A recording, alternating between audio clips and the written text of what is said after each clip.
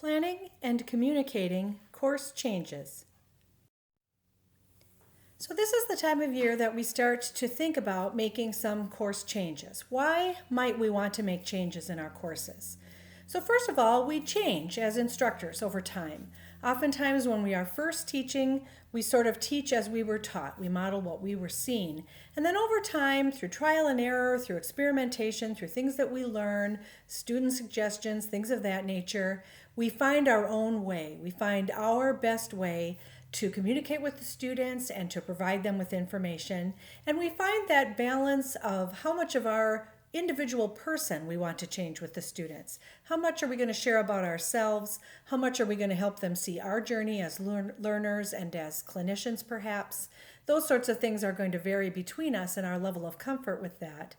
And then finally you get to the point where you're very comfortable as an instructor, you're very comfortable with your content, and oftentimes this is the time in our career where we experiment a bit. We learn some new strategies, we try some things that are different because we're less worried about whether the students are going to give us evaluations that are more critical. And then finally, we reach a point where we are extremely comfortable as teachers and we can reach out to others and help mentor them, working through learning the real basics, like how do you write good learning objectives? How do you communicate things to the students in a way that they will accept and actually read instead of just asking you questions about, things of that nature.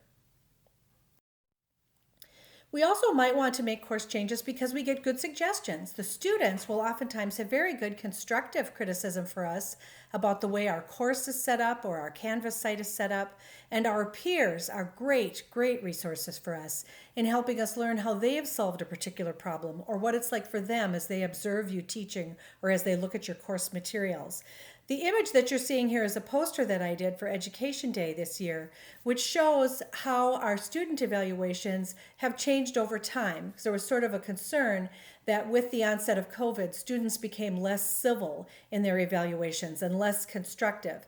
And they did not, actually. If you track them over time, they gave us just as many constructive comments as they had in the past. And I think it's important for us to recognize that even if it isn't something we want to hear, that doesn't automatically make it a bad comment. Sometimes a student that is unhappy is providing us with very good constructive ways of thinking about how to improve our class for our own management and for the rest of the students. Sometimes you're required to make a change. Sometimes you're what's called a tagged course, where your course has low enough student evaluations that curriculum committee reviews it in more detail. They meet with the course coordinator. They try to discover what the barriers were for that course coordinator, what help that person needs to help them improve the course.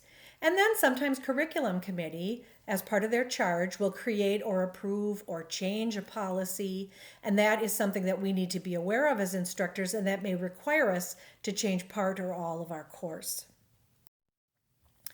We get ideas for course changes from how we interact with people over the course, and you keep track over time. So what you're seeing here is a screenshot of my computer showing you, particularly for preventive medicine, a course I teach in first year. Every year as I'm teaching it in the fall, I just have a Google Doc open in there that I dump into there what I call plans for the next year. So this one says plans for 2023 because I was doing it while I was teaching the course in fall of 2022.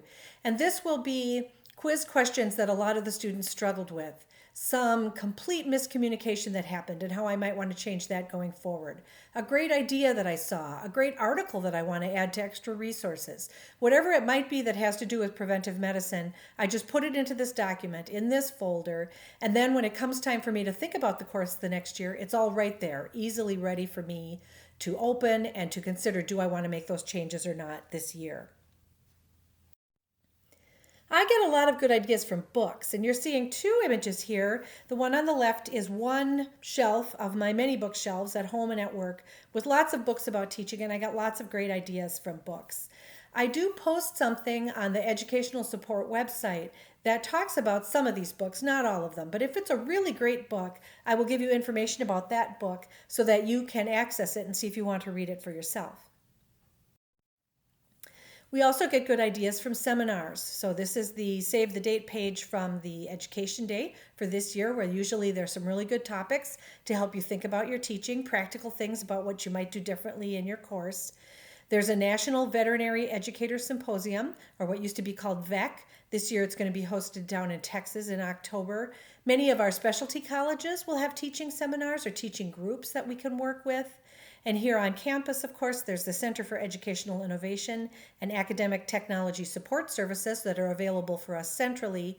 And then in the College of Veterinary Medicine, Erin Malone runs a teaching huddle, Ryan Ruprecht and Jenna Carlson run the Canvas Camp, and I'm in charge of the CVM Instructor Development Program as ways to help all of us get ideas of things we might do differently or help understand sort of emerging things that are happening in education, and that may lead you to make some course changes.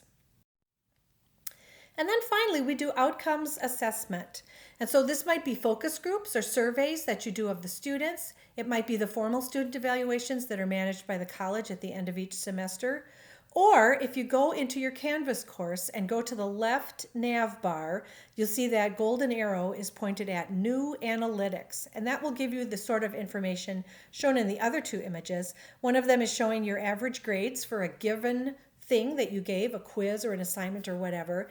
And then the far right image is showing you a spreadsheet that will show you what was looked at on your Canvas site. And that can be very valuable as you add new information and try to see, are the students accessing it? Are they using it or not? So now we have all this information. What do we do with it? And I think the first big thing is to realize that we don't have to use all the information that we get. Students will give you a lot of feedback, much of which you do not agree with or you know cannot be implemented. So don't worry about it. There's nothing you can do about that. You don't have to enact everything that someone suggests to you, especially if it's a very small number of students or peers or whoever who brings that forward. And then the other thing to think about is that you don't have to change everything at one time. One of the attendees at Education Day was the education specialist from Wisconsin. And her idea is that we should always consider it as just moving the needle, not slamming the needle all the way up to 100, but just moving it a little bit ahead every time we repeat an offering of that course or make changes in the course. And in fact, that's probably better than considering real wholesale change of a course, because if you make enormous changes in a course and it either goes extremely well or extremely poorly, you don't know what you changed that made that difference. You don't know what to keep if you're looking at further changes in the course. And so oftentimes the best place to start out is with the low-hanging fruit, demonstrated here by the image on the right. And the low-hanging fruit being the idea of identifying those things that will make a change but don't take an enormous amount of effort from you or require the students to purchase technology or take giant steps to learn this information. What would be easy things that you could enact as first small steps before you consider making larger changes in your course? And then once you've decided, yes, I'm going to do that change, how do you specifically decide how you're going to make that change? So let's say you strongly believe from your student evaluations that the students are not being engaged in the material. They're just really having trouble figuring out what they're supposed to know from your material. How do you decide what you actually do to help them get more engaged? And to do that, if you came to me and asked that question, the first thing I would say is, what are your learning objectives for this course? What do you say that you want the students to be able to demonstrate they know or can do by the time that they end this course? What verbs are you using? Do they have to draw something? Do they have to perform something? Do they have to identify something? Do they have to analyze something?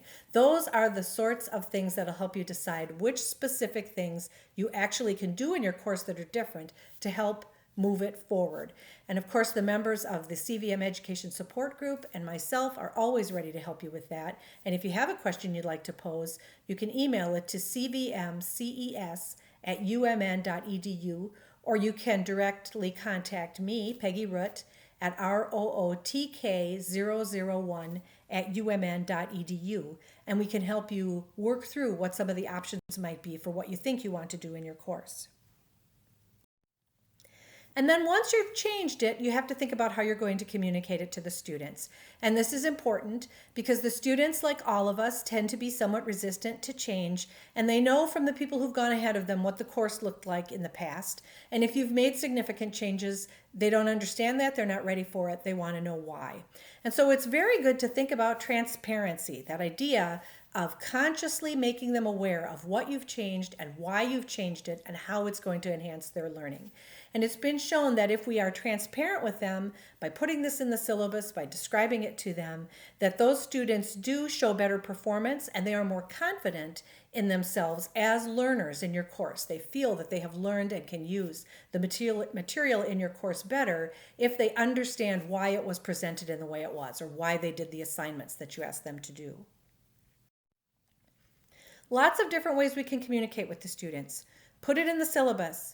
Make them something that you send them before the class even starts. I usually do a little introductory video. Other people will send an email, just something to get them thinking about your course.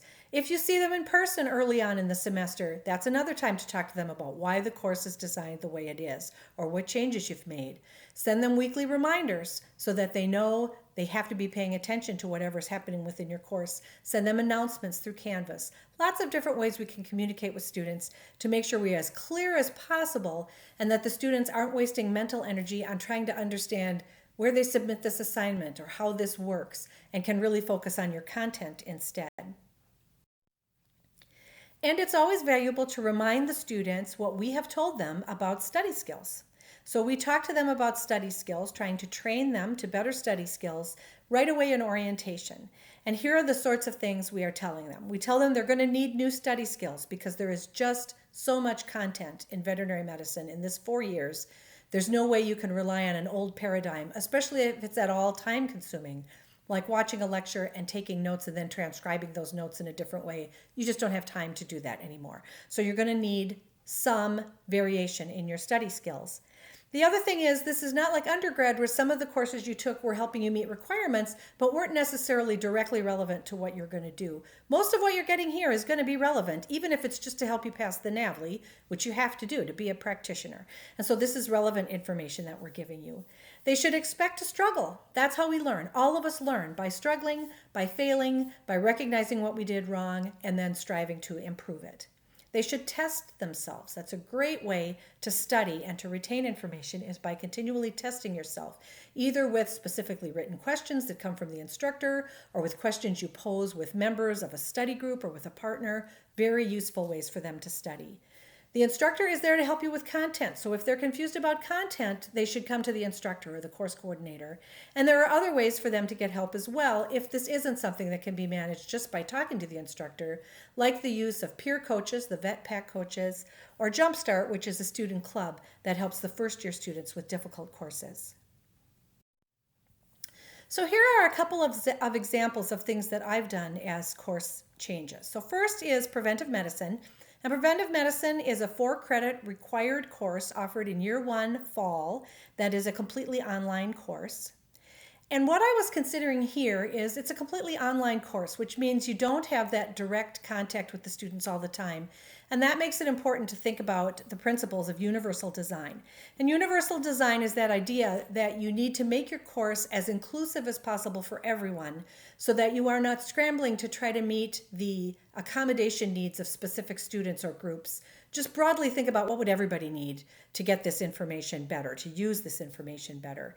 And for online courses, one aspect of universal design that is usually described is presenting the content in several formats. And so for many years in preventive medicine, there were course notes available and there were videos that were narrated PowerPoints, and that's all that was available to them.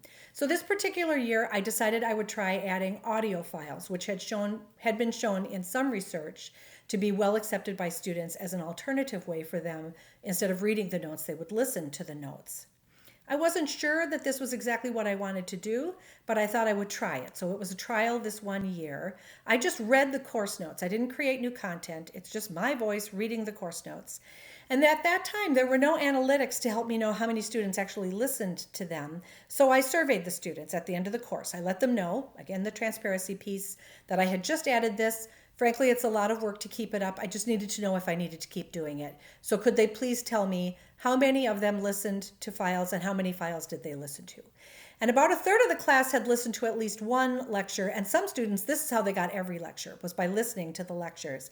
And what really surprised me was to find out when they did it. They did it while they were exercising, a lot. Many of them did it while exercising. Some of them did it because they had a long commute, and it was a way to sort of have that going in the background as they were driving into school. Some of them did it during points in the day where, again, they had other things going on. They were getting dinner ready, or they were helping the kids with their homework, so they had to be sort of hovering in the area, things of that nature. Certainly enough interest that it has kept me using them, and now I have ways that I can check for it using analytics in Canvas, and sure enough, it's still about a third of the class every time that uses these audio files, so a change that was definitely worth my effort. Here's an example from developmental anatomy or embryology. So developmental anatomy happens as part of the Anatomy 2 course in year 1 spring. It's a little pass-fail chunk at the beginning of the course. So I have a limited time to provide it to the students. And in the past, the students had gotten this as a completely online course offering, and that did not work. It was very difficult for them to work through that content without any support. And so when I took it on, the first year I did it, I gave them one introductory lecture, I gave them very specific course notes, and an assignment to help them work through development of the normal body systems using those course notes. And then we had an interactive session at the end to think about developmental abnormalities. And what I felt was that as I got my student evaluations back, that still was not sufficient. Better than when it was all online, but still they really struggled with understanding the development of normal body systems.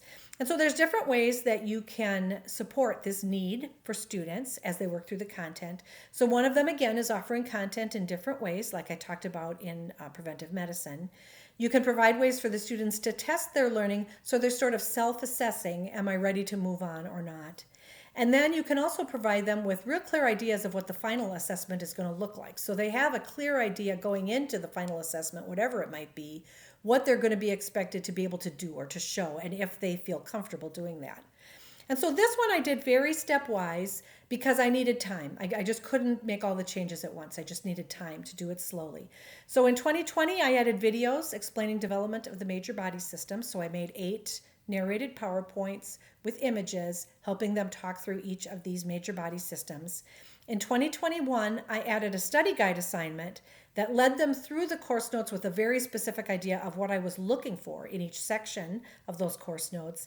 And I added a closed book summative examination on normal development. And that was to force them to really work on these assignments and really make sure they understood this content of normal before we got to talk to abnormal, which is what they were all much more excited about. And then in 2022, I added formative quizzes for that major body systems development section. So they really had a chance to test themselves, to make sure that they understood what I was looking for, and they had a pretty good idea what that closed book exam was going to look like for this section. As far as outcomes go for this, I used pre- and post-course knowledge evaluations, which I use in several of my courses. The students like it because it really helps them see, am I able to use this content to answer questions that may be posed to me as a practitioner? And so for this course in 2022, the students before they took this section had a score of 17, which means I would have an answer, but I would not be confident it was totally correct, to an average score of 32, which is the best possible. I'm very confident I could give a complete answer without consulting resources.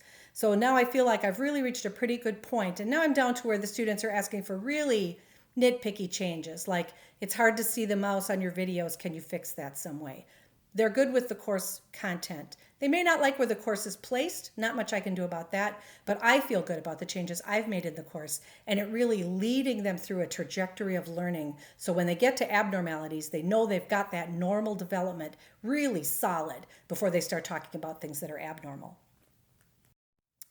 And then the last example is one I did just this year. This is in non-traditional pets, which is a 1-credit required course in year 1 spring that talks about caged birds, backyard poultry, fish, reptiles, amphibians, small mammals like mice and rats, and hamsters and gerbils and guinea pigs and chinchillas, ferrets, rabbits, sugar gliders, hedgehogs. And mainly it's husbandry, little bit on common disorders in these species. So some of the students come in with a ton of experience with these species because they work at clinics that see them, but a lot of the students come with little to no experience. They have never owned one of these species. They've never worked at a clinic that has any of these species. They know nothing about them. And this year in particular, a lot of the students, it was clear, didn't even know common types of these different things. So we were talking something about caged birds, and one student wrote, I know what a parakeet looks like, I don't know any of the other caged birds. And forever I've explained the difference between frogs and toads, and I've traditionally gotten a lot of people who wrote back and said, thank goodness, now I finally know the difference between frogs and toads. So this year it just seemed like there was a lot more of that sort of concern looking at the discussion forum postings. So I created species matching games just as an optional exercise for students to practice identifying common breeds or common species. And that's what's shown on the bottom right as an example of it. So there's a list of all the different birds I'm going to show them. Then there are pictures of all the caged birds, and this is only the first page of several. They have to decide which bird goes with which name, and then if they scroll all the way to the bottom of the document, the answers are there. So they can self-test and identify that. I used those analytics in Canvas that I showed you earlier in the talk, and it showed that, man, I posted them one afternoon and they were looking at them already that afternoon. And I think part of it was because I called it a matching game, so they saw it as fun and they knew it was optional. But over time, every one of these was accessed, and the average was 12 times that somebody accessed these and worked through these matching games. And I'm showing you what those analytics look like there in the center. You'll get this spreadsheet that shows you everything that they've looked at in your course, and the ones that are highlighted in yellow are just on this page, examples of times that they looked at the matching game. And then the final thing to think about is if you're going to make a change in your course, think about treating it as a research project, something in the scholarship of teaching and learning. So having some sort of background data, making your change, thinking about whether or not it was a positive change, and then sharing that with others is really important. So I'm giving you two examples from the things that I have done. That one where I looked at the use of audio files in preventive medicine, I presented at a meeting of the distinguished teachers and learners at a conference in Minneapolis back in 2015. And then those pre and post course knowledge evaluations, including the one for embryology, that was published in 2022 in the Journal of Veterinary Medical Education.